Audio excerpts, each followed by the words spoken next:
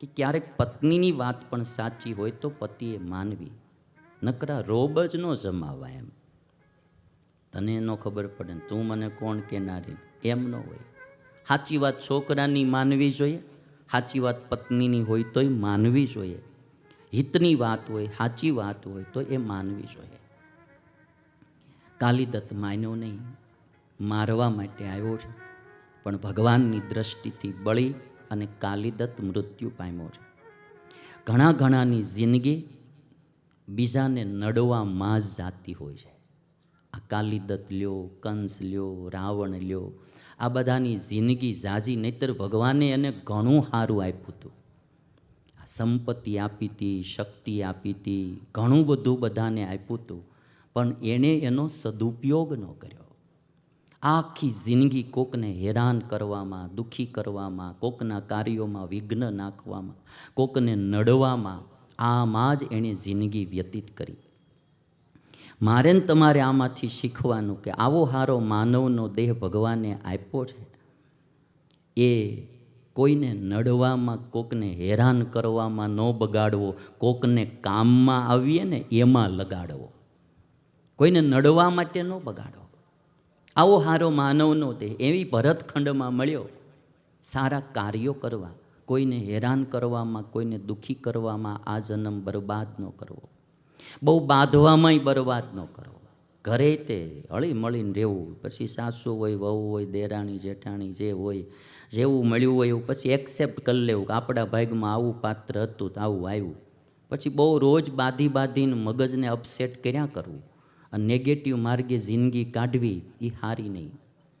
જિંદગી મોજથી જ એને જીવવી હોય, એણે માણસે પછી કાં પ્રેમથી નોખું થઈ જવું, કાં પછી એક્સેપ્ટ કરી લેવું, બે જ ઉપાય. પણ રોજ ભેગું રહીને બાંધતું જીવવું એમાં મજા નહીં. ઘણાનું એટલું બધું નેગેટિવ માઇન્ડ હોય છે કે એને લગભગ બધાની હારે નફરત હોય. કુટુંબમાં બધાની હારે લગભગ એને બનતું જ ન હોય, એટલો બધો બધાની હારે વિરોધમાં હાલતો હોય. નાની બાબતમાં લડ્યા કરતો હોય, નાની બાબતમાં દુઃખી થયા કરતો હોય. હસે થોડું ને રડે વધારે, કામમાં ઓછો આવે ને કોકને નડે વધારે. ઘણાની જિંદગી આ કાલિદત્તની જેમ વ્યતીત થતી હોય. ઘણાને પરિવારના લોકો હારે નફરત થઈ ગઈ હોય, એલર્જી થઈ ગઈ હોય. ઘણાને પાડોશીઓ હારે નફરત થઈ ગઈ હોય, એલર્જી થઈ ગઈ હોય. કોઈની હારે સારું નહીં હોય. અને ઘણાને તો આખા સંપ્રદાયો હારે એલર્જી થઈ ગઈ હોય. આખા સંપ્રદાયો પ્રત્યેને નફરત થઈ ગઈ હોય. એ માણસ કોઈ દી ક્યારે શાંતિથી જીવી ન શકે. કે આખો સંપ્રદાય કોઈ ખરાબ ન હોય, પણ એને 2-5ના મોળા અનુભવ થયા હોય એટલે આખા સંપ્રદાય પ્રત્યે એવી ઘૃણા અને નફરત કરે જતો હોય. આખી જિંદગી એની ઘૃણામાં અને નફરતમાં, બળવામાં વ્યતીત કરે. જિંદગી સારી મળી એ મોજમાં વ્યતીત કરવી. મોડી ચીજો ક્યારેક ઘટના ઘટી હોય તો એને ડિલીટ કરતાં શીખવું જોઈએ. આ કોમ્પ્યુટરમાં ડિલીટ કરવાની સિસ્ટમ આવે. અપલોડ કરવું જોઈએ ને ડિલીટ કરવું જોઈએ. સારું હોય અપલોડ કરાય ને મોડું હોય એ ડિલીટ કરાય. પછી અને ઘણી વખત તો માણસના જીવનમાં કંઈ ઠેકાણું ન હોય, એ વળી પાછો ફિલોસોફીની વાતો કરતો હોય. આમ ના હોવું જોઈએ, તેમ ના હોવું જોઈએ. તું તારું તો જો યાર, એક વાનાનું ઠેકાણું નથી, આંખ ઠેકાણે તારી નથી, કાન તારા ઠેકાણે નથી, જીભ તારી ઠેકાણે નથી, તારું મન ક્યાં ભટકી આવે છે, આખો દિવસમાં કેટલા મોળા ઘાટ કરે છે, કેટલા તાને મોળા વિચારો રોજના આવે છે, મોળા સ્વપ્ન કેટલા આવે છે, તારી વૃત્તિ રોજ કેટલી મોળી ઉઠ્યા કરે. તું તારું તપાસ કરે તોય ખબર પડે કે આપણે આ ગામની કરવાની જરૂર નથી. એટલે કાલિદત્તના જીવનમાંથી શીખવું કે મનુષ્ય જન્મ મળ્યો છે, નફરતમાં વ્યતીત ન કરવો, ભાવમાં વ્યતીત કરવો. કોઈ માણસને ભાવ આપવામાં વ્યતીત કરવો. અને આપણે ભાવ આપશું તો આપણને સામો ભાવ મળશે. ટીટ ફોર ટેટ, જેવા સાથે તેવા એમ કહેવાય. આપણે બધાને ભાવ આપીશું તો લોકો આપણને ભાવ આપશે, તો આપણી જિંદગી મોજમાં વ્યતીત થશે. આપણે કોઈ પ્રત્યે નફરતો કરીશું તો લોકો આપણી પ્રત્યે નફરત કરશે, તો આપણી જિંદગી પછી દુઃખમાં વ્યતીત થશે. એટલે કોઈએ માણસ વિશે બહુ કીધું સરસ. નાની સરખી વાતમાં કેટલું લડે ઇંચ જેટલું હસે ને ફૂટ જેટલું રડે, સરવાળે તો માણસ મોંઘો પડે ભાઈ. સરવાળે માણસ મોંઘો પડે. બહુ ધ્યાનથી સાંભળજો. આ શેર શાયરી ઘણી બધી મારી પાસે છે, પણ હવે શું છે કે આમાં સમજાય નહીં એટલે હું બહુ અખતરા નથી કરતો. હા, કારણ કે આમાંય એકાદો શબ્દનો મર્મ બહુ સારો હોય, જો એ સમજાય તો મજા આવે. નાની સરખી વાતમાં કેટલું લડે. નાની એવી વાત હોય, હા, 2 વર્ષ સુધી લડ્યા કરે, વાતમાં કાંઈ ન હોય. નાની એવી વાતમાં કેટલું લડે, ઇંચ જેટલું હશે ને ફૂટ જેટલું રડે. ગમે એટલી સારી ઘટના ઘટી હોય તમારે, માળો ઇંચ જેટલું હશે, અને જરાક અમથી મોડી ઘટના ઘટી હોય ત્યાં તો ફૂટ જેટલું રડે. રડવામાં ને હસવામાં એટલે સારું ને મોડું, એમ સુખી થાય ને દુઃખી થાય. નાની સરખી વાતમાં કેટલું લડે, ઇંચ જેટલું હશે ને ફૂટ જેટલું લડે, સરવાળે તો માણસ બહુ મોંઘો પડે. બીજાનું સારું જોઈને દિલમાં બળે.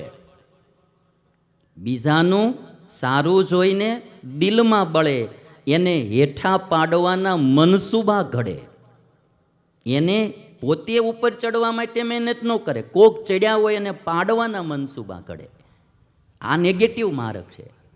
બીજાનું સારું જોઈને દિલમાં બળે, એને હેઠા પાડવાના મનસૂબા ઘડે, સરવાળે તો માણસ બહુ મોંઘો પડે. વાત સિંહની કરે ને કૂતરાથી ડરે. વાત સિંહની કરે અને કૂતરાથી ડરે, ગાયની રોટલી લઈને કૂતરાને ધરે, સરવાળે તો માણસ મોંઘો પડે. આમ જો ને, ગાયની રોટલીઓ લઈ લઈને કૂતરાને ખવડાવે, એટલે આ બધું બહુ મર્મવાળું છે, સમજાય અને સમજાય બધું. વાત સિંહની કરે ને કૂતરાથી ડરે, ગાયની રોટલી લઈને કૂતરાને ધરે, સરવાળે તો માણસ બહુ મોંઘો પડે. કપડાં સુગંધીદારને વિચારો હળે. હા, બહુ સમજવા જેવું છે. કપડાં સુગંધીદાર અને વિચારો હળે, 4 આનાની પીએ અને રૂપિયાની ચડે. હવે થોડુંક સમજ્યા તમે, લ્યો ભાઈ. એને કપડાં સુગંધીદાર અને વિચાર હળે, 4 આનાની પીએ અને રૂપિયાની ચડે, સરવાળે તો માણસ બહુ મોંઘો પડે. આપણે નડવામાં જિંદગી વ્યતીત ન કરવી. આ રામાયણ આખી લ્યો ને, એનો સાર એટલો છે કે રામ આજ પણ દુનિયામાં પૂજાય છે. એનું કારણ એણે કોઈને નડવામાં જિંદગી વ્યતીત નથી કરી. બધાના આજ પણ લોકો બાળે છે કે રાવણ કોઈને કામમાં ઓછો આવ્યો, નડવામાં વધારે કામ લાગ્યો. કૃષ્ણ ને કંસમાં બીજું શું છે? રાશિ તો બેયની એક છે, જ્ઞાતિ બેયની એક છે, મામો ભાણિયો છે. આજ કૃષ્ણ આખી દુનિયામાં પૂજાય, કારણ કે એણે આખી જિંદગી કોકને કામમાં આવવામાં, કોકનું સારું કરવામાં, કોકનું સારું બોલવામાં વ્યતીત કરી. એટલે આજ દુનિયાને ભગવાન તરીકે પૂજે. અને કંસ આખી જિંદગી બીજાને નડવામાં જ રહ્યો, એટલે એને કોઈ બતાવતું નથી. હજી સુધીમાં કોઈએ એના છોકરાનું નામ કંસ પાડ્યું નથી. હોય ભલે, નામ કોઈએ પાડ્યું નથી. મારે તમારે આ કથાઓ સાંભળીને ચોઈસ કરવાની છે કે આપણે આપણી જિંદગી કોઈને કામમાં આવવા વ્યતીત કરવી છે કે નફરતમાન, ઘૃણામાન, નિંદામાન, ટીકામાન, નેગેટિવ માર્ગે વ્યતીત કરવી છે, કે આપણી જિંદગી આપણે પોઝિટિવ માર્ગે વ્યતીત કરવી છે. આપણી ચોઈસ છે. થિંકિંગ, દ્રષ્ટિભેદ બહુ મોટા હોય. અમે ઇંગ્લિશ થોડું બેંગ્લોરમાં ભણતા હતા સંતો. એકવાર અમે, અમારા સર હતા ને, એમાં એક કોર્ટનો એક પાઠ આવેલું લેસન. તો મને કે આપણે ચાલો ને કોર્ટમાં જઈને જ બધું જોઈએ, કેમ જજ બેસતા હોય, કેમ મુજરીમાં આવતા હોય, કેમ વકીલ બધી દલીલો કરતા હોય, રૂબરૂ જોઈ. તો આપણે ગયા નહોતા કોઈ દી કોર્ટમાં. મેં તો હાલો જાય. અને બેંગ્લોરમાં કર્ણાટકની હાઈકોર્ટ ત્યાં, એટલે અમે ગયા, હું અમારા નિર્ગુણ સ્વામી. તે ઘણા અમારી સામું જો મળવા, બાવા શું કરવા અહીંયા આવ્યા છે. કારણ કે કોર્ટમાં તો બીજું જ કંઈ હોય નહીં. એટલે આમ આ માણાને તરત એમ દ્રષ્ટિ એમ જ જાય. હવે અમે તો જાણવાને જોવા ગયા હતા કઈ રીતનું છે એમ, પણ માણાની દ્રષ્ટિ, જેનું નેગેટિવ માઇન્ડ હોય એને આખી તરત એ જ બધા વિચારો મળે આવવા, આમ હશે, તેમ હશે, શું હશે. એમાં એક અમારા સરના કોઈ ઓળખીતા મિત્ર મળી ગયા. એટલે એમને એણે વાત કરી કે અમારા સ્ટુડન્ટ છે ને, હું એમને આ બધું જરા બતાવવા માટે આવ્યો છું. એટલે એણે શું કીધું, અવશ્ય આવવું જોઈએ. કોર્ટ પણ એક ન્યાય મંદિર છે એ કે આમ કોર્ટ પણ એક ન્યાય મંદિર છે. જેમ ભગવાનનું મંદિર છે એમ ન્યાયનું આ મંદિર છે એ કે અવશ્ય મુલાકાત લેવી જોઈએ. દ્રષ્ટિભેદ બહુ હોય છે ભાઈ.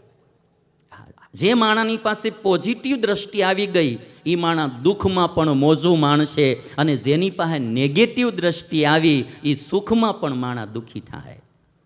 એટલે આ કાલિદત્તના જીવનમાંથી આપણે શીખવું, આપણી જિંદગી ખોટે માર્ગે ન જાય, કોઈને હેરાન કરવામાં, બરબાદ કરવામાં, નડવામાં ન જાય, એટલું ધ્યાન રાખવું.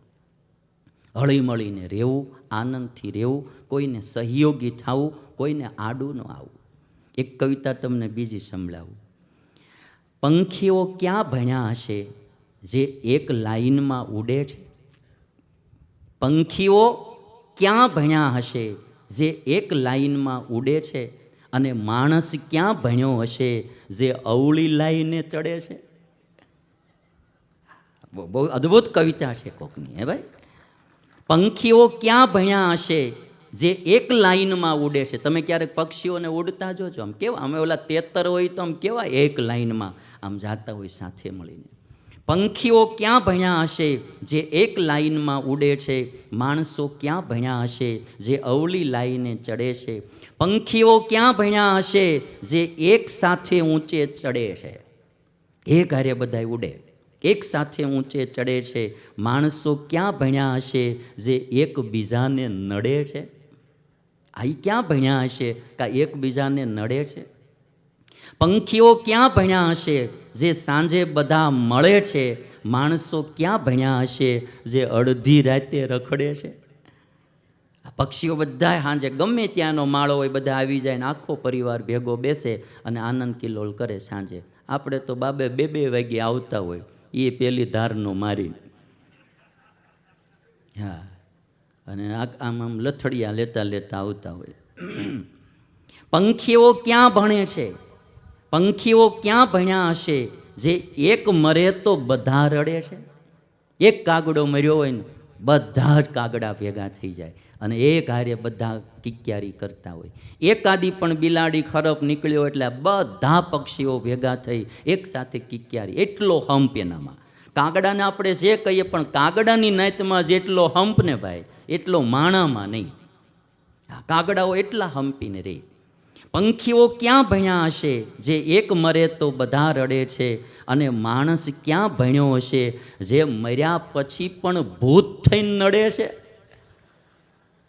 જીવતો તો નડે જ, મર્યા પછી પણ પાછો ભૂત થઈને નડે.